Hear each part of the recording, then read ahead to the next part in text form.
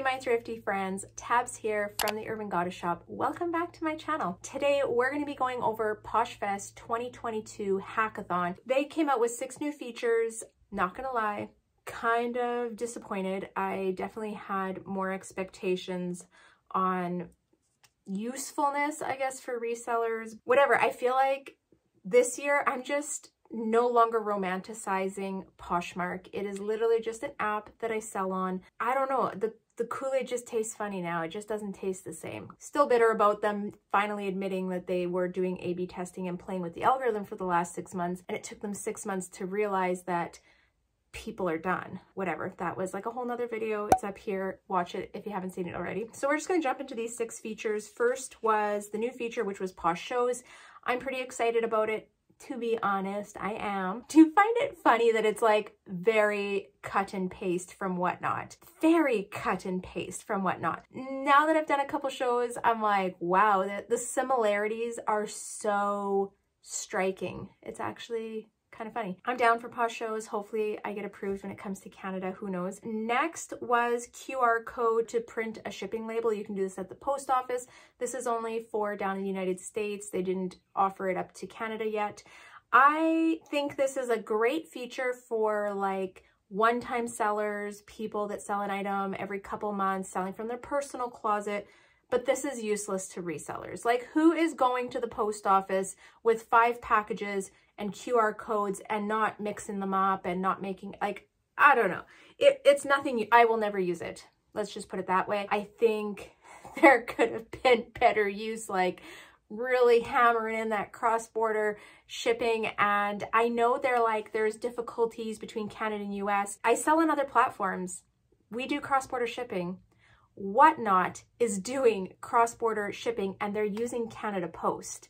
And I know in the States they're using USPS, United States Post, yeah, USPS. So I mean, it's feasible. They just got to make it happen. They got to make this a priority. 2020, and that's where they first talked about the promise of cross-border. Here we are, still waiting. Ain't coming. I think the other time where this label printing will be useful is when someone wants to return an item. I think sometimes when people buy and they're not sellers as well, having to print the return label can be a little bit hampering. This way they can just take the package, go to the post office, show QR code, get a label put on it, and return the item. That was the other thing where I thought maybe it would be useful. Third feature they came out with was instant redemption. To me, I don't really care about this one, to be honest.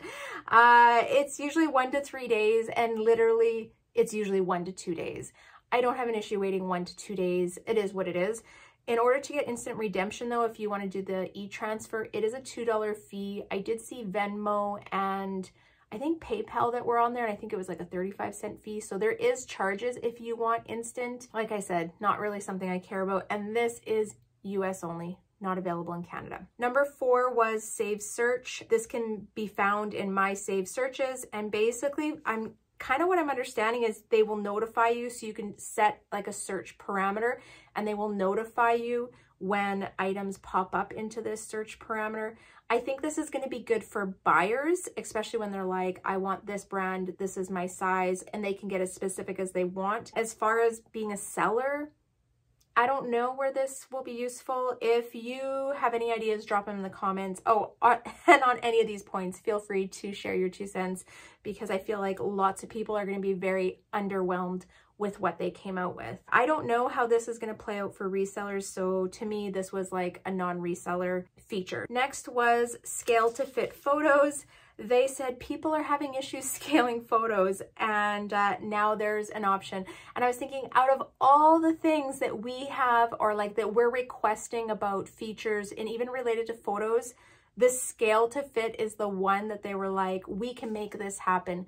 This is like this most simple fix. Like, this could have rolled out with just an update that they did. I cannot believe that they waited until PoshFest to announce this. There are some ideas, wait till the end, that I feel like they could have came out with that they didn't regarding our photos. Whatever, don't work for Posh, have no control over what they do. And then the 6th one that they came out with was Celebrate the Sale. Basically, when an item sells and you access the sale, there's like a little confetti pop that goes on the screen, which is cute, it's cool. But again, this is PoshFest. Like, we have expectations on what they've been working on for the last year. I'm just thinking you guys had an entire year to come up with some new features, some things that were useful to your resellers that you've been screwing over for the last 6 months.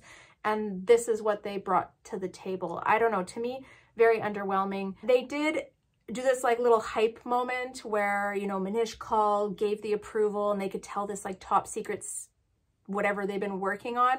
And basically they took it back to Posh shows.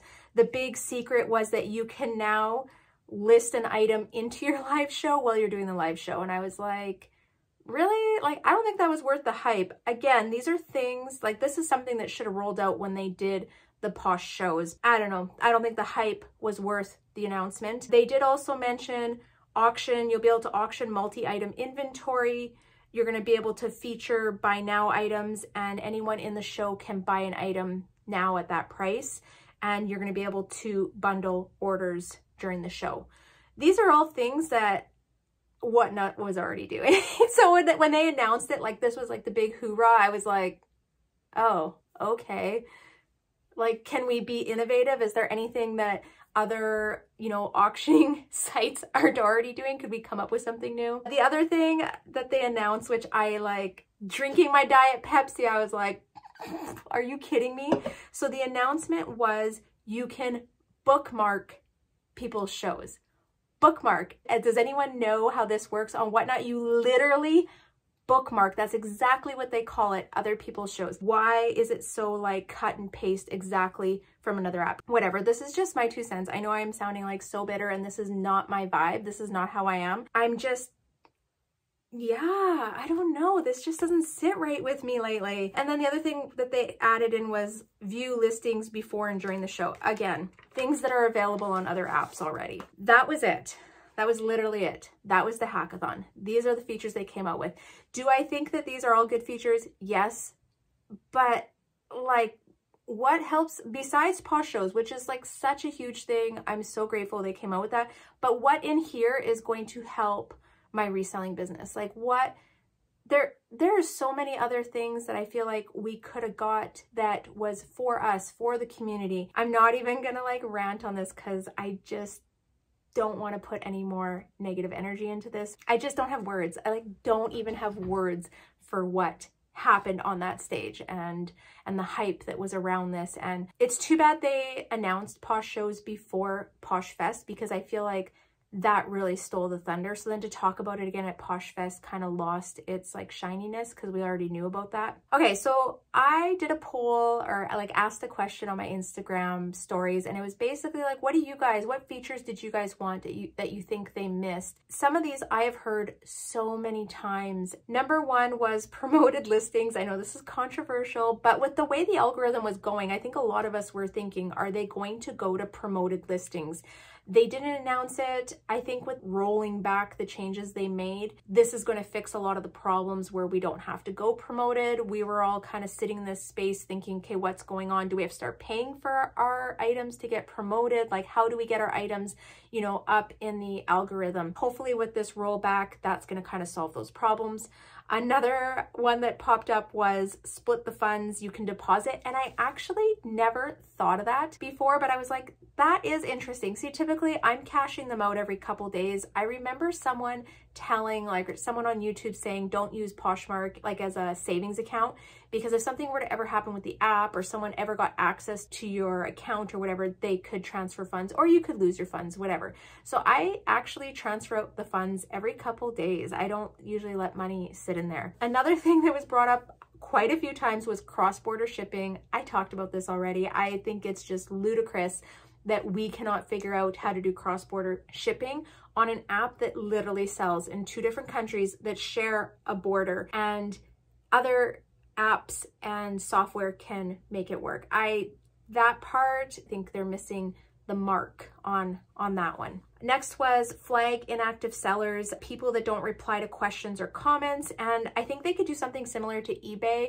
If you do not answer people's questions, if you do not reply in some way, putting a tick against you, right? And it affects your rating as a seller. This would be a way that buyers could like figure out who's good sellers and who isn't. It's frustrating for people when they come on the app. I actually just tried to ask a question on a pair of steel-toed Blundstone boots for Jeff to wear to work. And there was like 3 questions on it. And Jeff's like, do you think you can ask this? And I was like, yeah, for sure. And I asked, and they never replied. Why does this person have those items on Poshmark? Why are we allowing them to sit and sell on Poshmark where they don't answer questions? And if someone bought the item, would they actually ship it? That's like my next question there. I don't know. I do think they could come up with something better for that, but that's into their hands. Views on items. This literally is the most simple thing. And if they would have announced this at PoshFest, I think the crowd would have like burst into elation. We would be so excited for this. I don't know how they don't get this point because we say it so many times. Views. We want to see the amount of views on an item. Never mind likes. Who cares about likes? We want to see views. Poshmark, if you're listening, you could win us all with just the views on an item. Another really good recommendation was a favorite closet tab. I think this is a great idea. There are a lot of shoppers that repeat buy and would probably have a little, you know, a little tab at the top where you could save your favorite closets. This way, you're just popping into those. It's kind of a quick cut, you know what I mean? Find out what they've put out that's new. I really like this idea. Next was no more share jail, and I agree with this. So they came out with the select all and then the share, and I think quite a few people have fallen into share jail through this, and I don't get why they would put like this quick share and help you share quicker and all this whatever BS, but say, hey, we still have an imaginary limit, not even a limit that they like post or tell you, but like an imaginary limit. And if you pass this, we're going to lock your account. To me, that doesn't make sense either. This one gets me.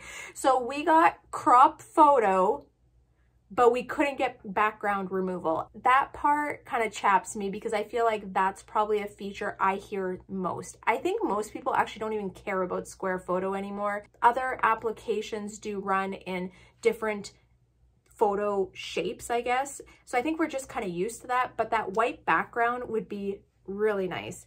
And then the last one, which I think is something people complain about a ton, which is better customer support. And that's something they really lack on. I do think it's improving. Like I want to say there's been some improvement. I don't feel like it's as slow as it used to be, but I think there's definitely a lot more room for improvement in the customer support. These are recommendations that people made on Instagram. I think these are all valid. This is probably just a little sliver of the cake of all the features they could have rolled out or helped us out with that they missed the mark on. If you have anything else you want to add, drop down below. What are your thoughts? Do you have any different points of view on these features? Maybe there's things that I'm missing, like that I'm missing the mark on, that this is actually like going to work in our favor. Drop it down below. Let me know, educate me. If you have any other ideas for features, drop them below. Let's just chat down in the comments. All right, guys, I hope this helps you. I hope it gives you the recap, saves you a little bit of time. I'm going to link the hackathon down below. You're more than welcome to watch it, but I promise you, again, this is all you're going to want to hear. All right. Thank you for tuning in. If you're not subscribed, tap that little bell, get subscribed, and I'll see you guys next time. All right. Wishing you all many sales. Bye.